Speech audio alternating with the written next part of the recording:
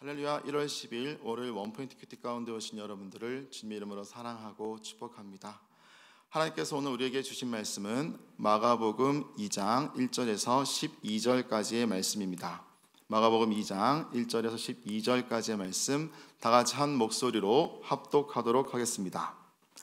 수일 후에 예수께서 다시 가버나움에 들어가시니 집에 계시다는 소문이 들린지라 많은 사람이 모여서 문 앞까지도 들어설 자리가 없게 되었는데 예수께서 그들에게 도를 말씀하시더니 사람들이 한 중풍병자를 네 사람에게 메워 가지고 예수께로 올세 무리들 때문에 예수께 데려갈 수 없으므로 그 계신 곳에 지붕을 뜯어 구멍을 내고 중풍병자가 누운 상을 달아내리니 예수께서 그들의 믿음을 보시고 중풍병자에게 이르되 작은 자야 내 죄사함을 받았느니라 하시니 어떤 서기관들이 거기에 앉아서 마음에 생각하기를 이 사람이 어찌 이렇게 말하는가 신성 모독이로다. 오직 하나님 한 분 외에는 누가 능히 죄를 사하겠느냐. 그들이 속으로 이렇게 생각하는 줄을 예수께서 곧 중심에 아시고 이르시되 어찌하여 이것을 마음에 생각하느냐. 중풍병자에게 내 죄사함을 받았느니라 하는 말과 일어나 내 상을 가지고 걸어가라 하는 말 중에서 어느 것이 쉽겠느냐. 그러나 인자가 땅에서 죄를 사하는 권세가 있는 줄을 너희로 알게 하려 하노라 하시고 중풍병자에게 말씀하시되 내가 네게 이르노니 일어나 내 상을 가지고 집으로 가라 하시니 그가 일어나 곧 상을 가지고 모든 사람 앞에서 나가거늘 그들이 다 놀라 하나님께 영광을 돌리며 이르되 우리가 이런 일을 도무지 보지 못하였다 하더라. 아멘. 이 시간 죄를 사하시는 인자이신 예수님이라는 제목으로 목사님께서 말씀 전해주시겠습니다. 할렐루야. 네, 오늘도 우리 복된 월요일을 또 힘있게 하나님의 은혜 가운데 시작하는 여러분 되시기를 바랍니다. 특별히 오늘 이 마가복음은 많은 그 부수적인 얘기를 생략하고 핵심적인 그 스토리를 중심으로 16장까지 계속해서 다른 사복음서에 있는 사건들을 아주 집중적으로 그 이야기 중심으로 엮어간 내용입니다. 그런 가운데서 오늘 본문은 중풍병자, 그러니까 중풍병자인데 아주 심한 중풍병자예요. 그러니까 누워서 사지를 거의 움직일 수 없는 마비 상태에 이르기까지 결국 누워서 먹기만 하고 그리고 배설도 스스로 감당하기 힘든, 그러니까 여러 사람들에게 민폐를 많이 끼치는 그야말로 생산 능력은 전혀 없는 그야말로 소모적인 인생으로 호흡만 붙어있는 그런 식물인 것 같은 존재라고도 말할 수 있어요. 우리는 보통 사람을 기능과 어떤 면에서 보면 그 사람의 생산성으로 평가합니다. 그래서 젊은 사람, 또 유능한 기능공, 노하우를 가진 어떤 면에서 열리 있는 사람들 다 존재 가치를 인정합니다만은 이렇게 이제 중풍병에다 어떠한 가치적 어떤 의미도 본인들이 증명할 수 없는 존재에 대해서는 사람들이 결국 이 사람들을 투명인간 취급하는 경우가 많죠. 그런 의미에서 오늘 주님께서 오늘 이 중풍병자를 보면서 했던 행위들은 예수님이 사람을 보는 태도와 자세를 보여줍니다. 자, 오늘 가버나움이라는 곳에서 이런 일이 있었습니다. 무슨 말인가 하면 예수님이 갈릴리 가버나움 베드로의 집이 있는 그 지역에 가셔서 거기서 사람들이 많이 모여서 주님은 말씀도 하고 치유도 하고 계시죠. 이제 주님께서 요단강의 세례를 받고 올라오신 이후에는 그분이 하나님 나라가 도래했음을 선포하는 겁니다. 구원 역사가 너희 가운데 이르게 되었음을 선포하는 겁니다. 그러니까 메시아의 우리 이 땅에 찾아오심, 우리 마을에 찾아오심, 베니게에 찾아가심, 베들레헴에 찾아가심, 가버나움에 찾아가심, 이 모든 것으로 인하여 하나님의 선택받은 땅이 이제 빛의 땅으로 바뀌어지는 그런 위대한 어떤 면에서 보면 역사가 시작되는 것이죠. 여기에 그런데 3절을 보면 사람들이 한 중풍병자를 네 사람에게 메워가지고 예수께로 올세 이렇게 돼 있어요. 자, 앞서 설명한 것처럼 이 사람 못 움직이기 때문에 침상 그대로를 들고 4명의 친구들이 데리고 왔다 하는 겁니다. 이게 아주 신약적으로 아주 기이한 현상이고 이 부분에 대해서 주님이 대답한 말씀은 오늘 앞으로 어떤 형태의 하나님 나라가 임할지를 보여주는 강력한 예시가 됩니다. 무슨 말씀인가 하면 오늘 이들이 이제 4절에 보니까 무리들 때문에 예수께 데려갈 수 없으므로 그 계신 곳에 지붕을 뜯어 구멍을 내고 중풍병자가 누운 상을 달아내리니. 그러니 내 친구가 유대인의 그 2층에 올라가서, 아래쪽은 방 안에 너무 사람들이 가득하니 접근이 불가하니 올라가서 그 풀숲으로 된 그 중간에 그 지붕을 뜯어내고 거기에 상을 달아내리웠다. 아무리 깨끗하게 뜯어도 밑에 많은 건물들이 떨어지고 주변은 소동 가운데 있을 수가 있어요.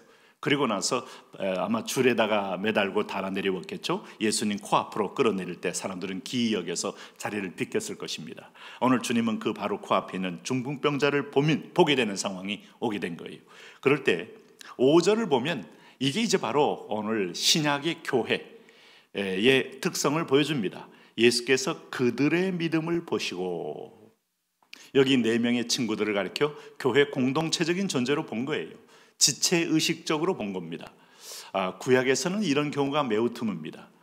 구약은 하나님이 그의 비밀한 선지자를 통하여 계시하시고 그 말씀대로 순종할 때 그 리더십을 통하여 전쟁에 승리하고 오늘 그 나라의 부강한 축복을 받게 되는데, 오늘 여기는 공동체, 그러니까 여긴 주체가 없습니다. 4명의 친구들입니다.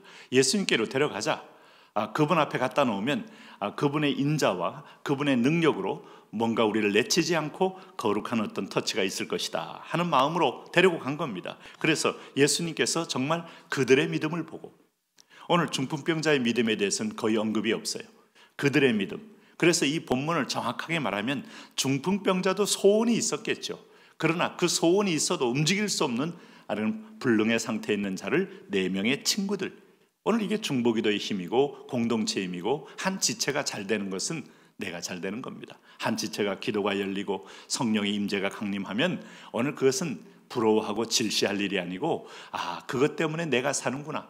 어느 한 기퉁이에서 어느 한 다른 교회에서 부흥이 있으면 그것 때문에 내가 축복받는구나. 교회끼리 경쟁할 이유도 없고 성도끼리 경쟁할 이유는 더더욱 없는 거예요. 이게 바로 에베소서가 말하는 각 지체마다 서로 연결하여 연합하여 상합하여 그리스도의 모퉁이도를 중심으로 쫙 집을 지어져 가느니라 하는 게 오늘 신약 공동체요 하나님 나라 확장의 원리입니다. 그런 면에서 볼 때 오늘 주님께서 이 상황 가운데 바로 어디까지 이어지는가 하면 작은 자야 내 죄사함을 받았느니라. 자, 이렇게 본질적 문제를 또 지적하고 그 문제에 해답을 줄 수 있는 분은 예수님밖에 없습니다. 세상의 의원은 병에 대한 진단을 합니다. 거기에 대증적인 요법으로 그렇게 치료를 합니다. 그러나 치료가 안 돼요. 치료는 하나님이 하시는 거예요. 결국 이것은 돌봄이라고 말합니다. 우리가 할 수 있는 일은 정서적 돌봄, 육체적 돌봄, 영적 돌봄, 돌이켜 보는 건 돌봄이라는 그야말로 케어 포 하는 거예요. 돌아서 보는 겁니다. 그 사람을 주목하여 돌아서 뭔가 필요한 거. 그럼 결정적인 문제를 해결할 수 있는 능력은 우리에게는 없다. 그러면 병을 치유하고 영혼이 회복되고 그 죄가 사하는 문제, 본질적 문제, 이거는 우리를 지으신 하나님만이 할 수 있는 문제고, 그 문제에 대해서 대가를 치른 그리스도만이 선포할 수 있는 겁니다. 이 대목에서 세상의 어떤 성인하고는 전혀 차원이 다른 인간의 본질적 문제인 죄 문제 해결의 주인이심을 보여주는 것이죠. 그럴 때 당연히 당시에 종교적인 어떤 기득권을 잡고 있는 서기관들, 자, 이 사람들이 이제 7절에 신성모독이로다 이렇게 말하잖아요. 하나님 한 분 외에는 누가 능히 죄를 사하겠느냐 하는 말, 이 말에 대해서 조금도 토달 수가 없어요. 100% 맞는 말이에요. 그래서 오늘 8절에 보니까 이들이 이렇게 생각하는 것에 대하여 어찌하여 이것을 마음에 생각하느냐. 그러면 오늘 이 서기관들의 믿음은 하나님에 대한 믿음이 있어요. 자, 그러나 예수님에 대한 믿음이 전혀 없어요. 아니, 더 정확하게 말하면 하나님의 약속의 말씀대로 아브라함의 후손으로 다윗의 자손으로 오실 그 사무엘 상하의 예언이나 오늘도 창세기에 아브라함, 이삭, 야곱, 요셉으로 인한 족장의 예언이나 모세와 여호수아를 통한 하나님의 계시의 확정이나 이 사사들을 통한 오늘 구원의 큰 그림에 대해서 전혀 깨달은 바가 없다 이 말입니다. 오늘 하나님만이 죄를 사하는데 이 예수 그리스도가 하나님이라는 사실을 모르고 있다는데 치명적인 문제가 있어요. 우리가 종교적인 껍데기, 종교적인 무늬, 종교적인 전통, 종교적인 문화, 이것이 우리의 구원과 전혀 상관이 없습니다. 구원은 하나님의 아들 그리스도가 우리 죄를 사하심을 받아들일 때 죄 사함 받는 의인들만이 천국 가는 거예요. 4층 의인이라고 하는 죄인들은 결코 천국에 접근할 수가 없는 것이죠. 그런 의미에서 보니까 오늘 9절에 주님이 한마디 더 하셨어요. 중풍병자에게 내 죄사함을 받았느니라 하는 말과 일어나 내 상을 가지고 걸어가라는 말 중에 어느 것이 쉽겠느냐. 참 이게 여러분 이해할 수 없는 두 가지 선택적 질문을 던졌죠. 오늘 내 상을 들고 일어나 걸어가라, 내 죄사함을 받았느니라 할 때 결국 어느 것이 쉽다는 표현은 어느 것이 이 사람에게 진정으로 축복이 되고 본질적인 유익이 되겠느냐. 결국은 마지막 최후에 내가 육체를 치료하는 목적은 영혼을 치료하기 위한 하나의 예표적 표현이다 하는 거예요. 오늘 마가복음 끝에는 꼭 이런 말을 합니다. 오늘 주님께서 많은 사람을 고쳤던 이유는 그걸 통하여 복음을 전하기 위해서다라고 말씀하고 있어요.